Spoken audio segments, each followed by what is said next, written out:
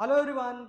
इस वीडियो में आप लोग सीखने वाले हैं किस तरीके से हम लोग केमिकल इक्वेशन को बैलेंस करते हैं, डिटेल में नहीं बट शॉर्टकट तरीके से। ओके, तो ये वीडियो हमारा शॉर्टकट ट्रिक पे जो है अप्लाई होगा। सबसे पहले हम लोग बात करते हैं कि जब भी हम लोग केमिकल इक्वेशन को बैलेंसिंग करते हैं तो रेडॉक्स रिएक्शन चैप्टर पढ़ते हैं, वहां पे आपको बैलेंसिंग सिखाई जाती है। उसके लिए दो मेथड होते हैं। एक मेथड होता है आपका ion electron method and second one होता है आपका oxidation oxidation method, oxidation number method. उसमें आपको सिखाया जाता है किस तरीके से आयन इलेक्ट्रॉन मेथड से आप केमिकल इक्वेशन को बैलेंस कर सकते हैं या ऑक्सीडेशन नंबर के हिसाब से उस इक्वेशन को बैलेंस कर सकते हैं। बट वो स्टेप्स क्या होते हैं, बहुत आपको 4-5 स्टेप में रिएक्शन को बैलेंस करना सिखाया जाता है। तो आज हम लोग किसी एक इक्वेशन को एक एग्जांपल लेते हैं, उसको एक शॉर्टकट मेथड से किस तरीके से जो है बैलेंस कर सकते हैं सीखते हैं। तो यहाँ पे हमने एक एग्जांपल लिया हुआ है कि NH3 की रिएक्शन यानी अमोनिया की रिएक्शन करवाते हैं O2 के साथ, तो हमारा जो फॉर्मेशन होता है NO एंड वाटर, ये हमारी क्वेश्चन क्या है, अनबैलेंस्ड है। इसके लिए जो है शॉर्ट ट्रिक हमें यहाँ पे अपनाना है, शॉर्ट कट ट्रिक। ओके, यहाँ पे करना क्या है आपको, जो भी आपकी इक्वेशन दी हुई है इसमें सबसे पहले coefficient A B C and D को इंट्रोड्यूस कर देना है। फिर देखना है कि यहाँ पे जो ए बी सी डी है उनके साथ क्या क्या एलिमेंट है, उन एलिमेंट्स के नंबर को कंपैरिजन करना है।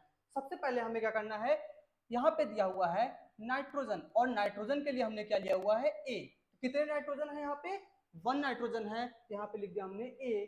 सेकेंड साइड में आए हम लोग, यहाँ पे नाइट्रोजन के साथ जो है सी मल्टीप्लाई है, और नंबर ऑफ नाइट्रोजन जो है वो क्या है हमारे 1 है। तो हमने लिख दिया ए इक्वल टू सी। इसको एबीसी मेथड भी बोलते हैं, A B C D method.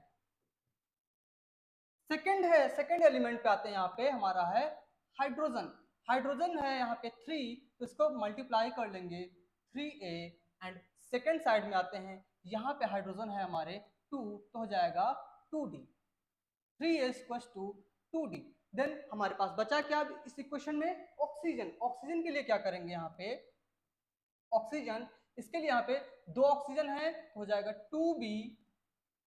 2b equal to, यहाँ पे 1 ऑक्सीजन है और C है, यानी कि C, और यहाँ पे भी 1 ऑक्सीजन है और D है, तो इसको लिख देंगे C plus D. C plus D हमने उसको लिख दिया। अभी क्या करेंगे, पूरी क्वेश्चन में देखो यहाँ पे भी 1 नाइट्रोजन है और यहाँ पे भी 1 नाइट्रोजन है। तो सपोज कर लेते हैं कि ए जो हमने नाइट्रोजन के लिए लिया था, लेट हमने कर लिया कि let A equal to 1, let A equal to 1। जैसे ही हमने ए इक्वल टू 1 रखा, तो यहाँ से c इक्वल टू 1 हो जाएगा, c इक्वल टू 1 हो गया। अब इसको जो है a और a की वैल्यू इसमें पुट करते हैं।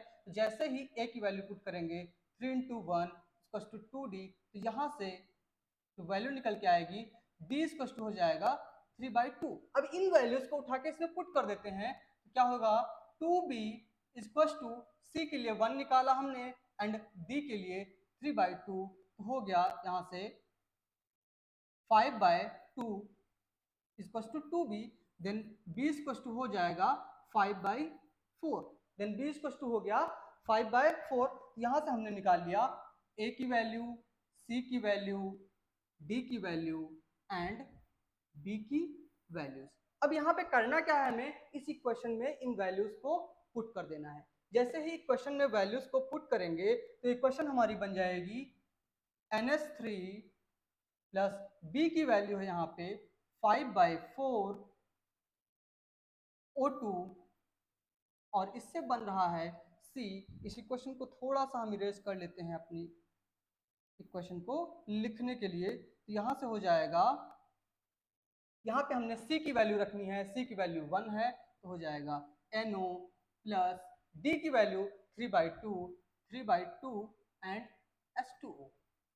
अभी देखो यहाँ पे क्या है, फ्रैक्शन में वैल्यूज आ रही हैं। हम लोग क्या कर सकते हैं, फ्रैक्शन की वैल्यू अगर हमें हटानी है, पूरी क्वेश्चन को हमें मल्टीप्लाई कर दें 4 से।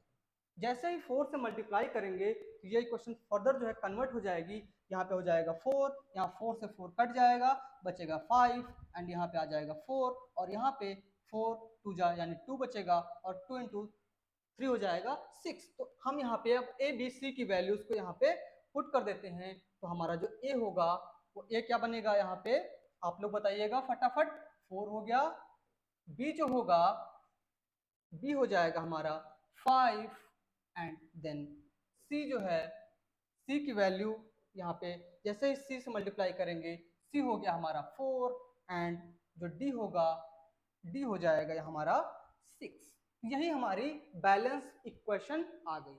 तो आई होप आपको इस एबीसीडी मेथड से इक्वेशन को बैलेंस करना समझ में आ गया होगा।